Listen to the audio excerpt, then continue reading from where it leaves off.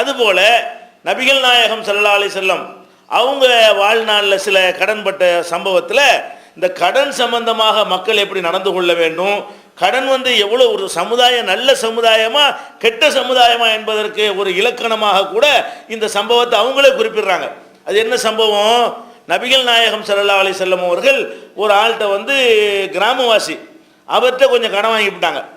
ஏதோ பொது சேவைக்கு தான் வாங்குவாங்க, அவங்களோட தேவைக்கு பெரும்பாலும் வாங்க மாட்டாங்க.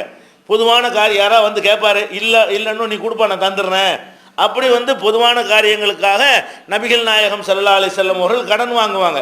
அதனால தான் பொதுவில் இருந்து செலுத்துவாங்க. கடன் கேட்டு வரும்போது என்ன செய்வாங்க, பைத்துல் மால்ல இருந்து கொடுக்க சொல்ற காரணமே என்ன, அவங்களுடைய திங்கிறவங்கிறதுக்கு பெரிய தேவையெல்லாம் அவங்களுக்கு கிடையாது, இதிலிருந்து எடுக்க மாட்டார்கள். யாராவது ஏழைப்பாளைகள் கோரிக்கை வைப்பார்களே ஆனால் அவங்கள்ட்ட இல்லைன்னு சொன்னால் யாராவது ஒரு கொடுக்குறீங்களான்னு கேட்பாங்க, கொடுத்தா நான் தந்துடுறேன், அதைத்தான் கேட்டு வருவாங்க. இந்த மாதிரி ஒரு கிராமத்தை சேர்ந்த ஒரு ஆள் இது மாதிரி கடன் கொடுத்துருக்கிறார். அவர் நபிகள் நாயகம் ஸல்லல்லாஹு அலைஹி வஸல்லம் அவங்கள்ட்ட கேட்குறார். கேட்கும்போது கடுமையாக கேட்குறார். கடுமையாக கேட்ட உடனே ரசூல் ஸல்லல்லாஹு அலைஹி வஸல்லம் சஹாபாக்கள் என்ன செய்கிறாங்க, நீ யார்கிட்ட பேசுகிற தெரியுதா, யார் இந்த கடன் கேட்டவர்கிட்ட நீ யார்கிட்ட பேசுகிற தெரியுதான்னு கேட்குறாங்க. தெரிஞ்சுதான் அவர் கேட்குறாரு, அல்லாஹ்வுடைய ரசூல்லாம் தெரியும், ஆனால் நீங்கள் சொன்னபடி தரலையங்கிறது அங்கே விவகாரமே தவிர யார்கிட்ட பேசணுங்கிற விவகாரம் இல்லை.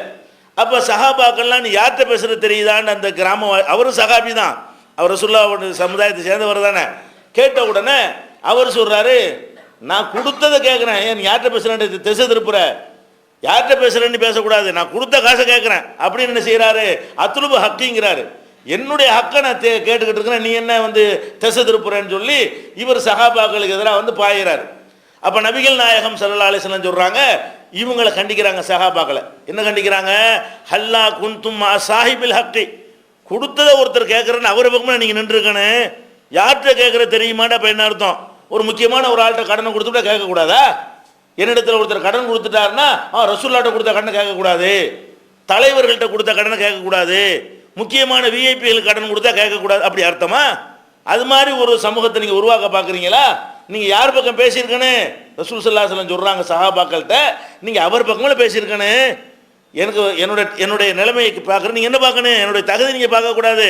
அல்லாஹ்வுடைய தூதரே கேட்குறாரு, என்ன பதில் சொல்லலாம், இதனால் நமக்கு பிரச்சனை ஆயிரும், இது நல்லது இல்லைன்னு நீங்கள் அப்படி சொல்லியிருக்கணுமே தவிர நீங்கள் என்ன பண்ணுறீங்க, நீ யார்கிட்ட பேசுகிற தெரியுமான்னு என்ன அர்த்தம், கொடுக்க முடியாதுன்னு அர்த்தம். அந்த சொல்லுக்கு என்ன அர்த்தம், யார்கிட்ட பேசுகிற தெரியுமான்னு கேட்டால் முக்கியமான ஆள்கிட்ட கடன் கொடுத்தா கேட்கக்கூடாது, அதனால் உள்ள அர்த்தம் அடங்கி இருக்கிறது.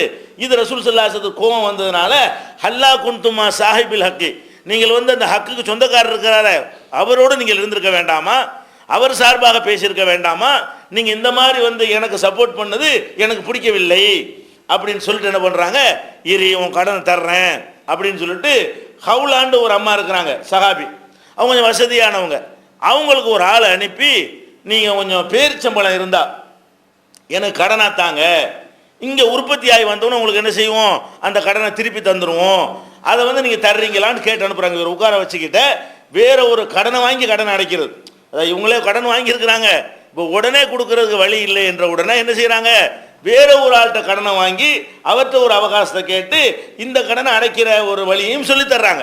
அப்போ அவரை உட்கார வைத்து கொண்டு ஹவுலாங்கிற அம்மாட்ட ஆள் அனுப்பி இந்த மாதிரி ஒரு ஆள் கடன் கொடுக்க வேண்டி இருக்கிறது, அதனால் நீங்கள் உங்களை பேரிச்சம்பழத்தை அளவுலாம் சொல்லப்படலை, பேரிச்சம்பழத்தை கொஞ்சம் கொடுத்து விடுங்க, நம்ம இதில் உற்பத்தி ஆகி ஜமாத்துக்கு வந்த உடனே அதுலேருந்து நம்ம உங்களுக்கு தந்துடுவோம் அப்படின்னு அந்த அம்மா என்ன சொன்னாங்க, அல்லாஹ்வுடைய தூதர் அப்படி கட்டுப்படுறேன் என்று சொல்லி பேரிச்சம்பழத்தை கொடுத்து விட்றாங்க. அந்த கடன்காரர் இருந்தாப்பா அவன் கடனுக்குள்ளே போதுமா தீர்ந்துருச்சா கொடுத்துட்டு நல்லா வயிறு பொடிக்க சாப்பாடு கொடுங்கங்கிறாங்க. கடன் இவ்வளோ கடுமையாக கேட்டிருக்கிறாரு, இவர் மேலே கோவப்படணும், வாங்கிட்டு தொலைடான்னு தான் நம்ம கொடுப்போம். இந்த மாதிரி கடுமையாக கேட்டான்னு சொன்னால் கொடுக்குறா இருந்தால் கூட எப்படி கொடுப்போம், நம்ம பிச்சை போடுற மாதிரி இந்த வாங்கிட்டு எடுத்து நாசமாக போ இப்படி சொல்லி தான் நம்ம கொடுப்போம். அல்லாஹ்வுடைய ரசூல் என்ன பண்ணுறாங்க, இவ்வளோ கடுமையாக பேசியும் கூட அவர் பக்கம் நிற்கிறாங்க, அவருக்கு சப்போர்ட்டாக அவருக்கு எதிராக சஹாபாக்கள் பேசும்போது கூட என்ன செய்கிறாங்க, அதை கண்டிக்கிறாங்க. கொடுத்தவன் கேட்கத்தான் செய்வான், அவன் பக்கம் உள்ள நியாயத்தை நம்ம பார்க்கணும், அவன் எவ்வளோ தேவைப்பட்டிருந்தா அந்த மாதிரி உட்காந்து நம்மகிட்ட கேட்டுருப்பான், அவ்வளோ கடுமையாக கேட்குறான்னு சொன்னால் அவன் யாருக்கு வாக்களிச்சுட்டு வந்தானோ அந்த பணத்துக்கு அவனுக்கு எவ்வளோ தேவை இருக்கிறது யாருக்கு தெரியும் அப்படின்னு சொல்லி நபிகள் நாயகம் ஸல்லல்லாஹு அலைஹி வஸல்லம் பார்த்து என்ன செய்கிறாங்க, அவருக்கு சாப்பாட்டையும் போட்டுட்டு அவருக்கு கடனை கொடுத்து அனுப்புகிறாங்க. அவர் சொல்கிறாரு, நீங்கள் முழுமையாக நிறைவாக மன நிறைவோடு என்னுடைய கடனை திருப்பி தந்து விட்டீர்கள், அல்லாஹ் உங்களுக்கு மன நிறைவோடு நிறைவாக தருவானாக, அவுஃபைத்த அவுஃபல்லாஹு லக அப்படின்னு அவர் சொல்கிறார். சொன்ன உடனே ரசூல் ஸல்லல்லாஹு அலைஹி வஸல்லம் ஒரு அழகான ஒரு அறிவுரை சொல்றாங்க.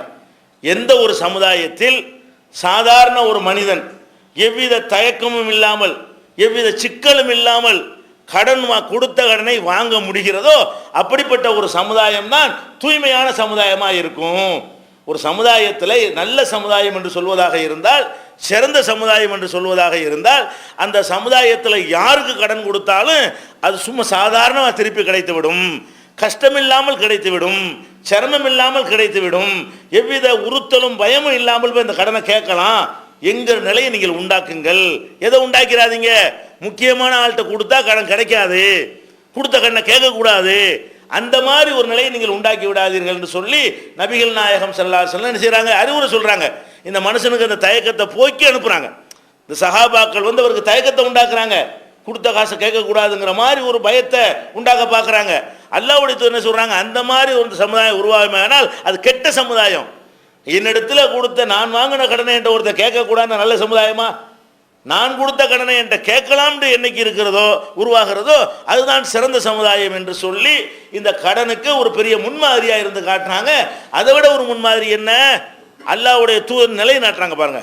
நான் மனுஷன்தான், எனக்குன்னு ஒரு தனி பிரத்யேகமான ஒரு உரிமை சலுகையெல்லாம் நான் எடுத்துக்கொள்ள மாட்டேன், உங்களுக்கு என்ன நியாயத்தை வழங்குகிறேனோ அந்த நியாயத்தை எனக்கும் வழங்கிக் கொள்வேன் என்பதும் நபிகள் நாயகம் ஸல்லல்லாஹு அலைஹி வஸல்லம் இந்த போதனை நடவடிக்கையிலிருந்து நம்ம அறிந்து கொள்ள முடிகிறது. அப்போ அந்த கடன்கிறது இவ்வளவு ஒரு பயங்கரமான ஒரு விஷயம். நபிகள் நாயகம் இன்னும் சொல்கிறாங்க, நபிகள் நாயகம் ஸல்லல்லாஹு அலைஹி வஸல்லம் சொல்கிறாங்க, நஃப்சுல் மூமினி முஅல்லகத்துன் பிதைனிஹி ஹத்தா யுக்லா அலைஹி. ஒரு மூமினுடைய ஆத்மா இருக்கிறது, அது வந்து கடனை அடைக்கிற வரைக்கும் அது பெண்டிங்கில் வைக்கப்படுகிறது, தடுத்து நிறுத்தி வைக்கப்படுகிறது. கடனை கொடுத்த பிறகுதான் அவனுக்கு சரியான ஒரு நிலைப்பாடு எடுக்கப்படுகிறது என்று நபிகள் நாயகம் ஸல்லல்லாஹு அலைஹி வஸல்லம் வரை எச்சரிக்கையும் பண்ணியிருக்கிறாங்க. அதனால் கடன் விஷயத்தில் ரொம்ப கவனமாக இருக்க வேண்டும், தனி நபர்கள் கவனமாக இருக்க வேண்டும், சமுதாய தலைவர்கள் கவனமாக இருக்க வேண்டும், சமுதாயம் கடன்களுக்கு பொறுப்பேற்று என்ன செய்யணும், அதை தீர்ப்பதற்கு பாடுபட வேண்டும். இன்னும் சொல்ல போனால்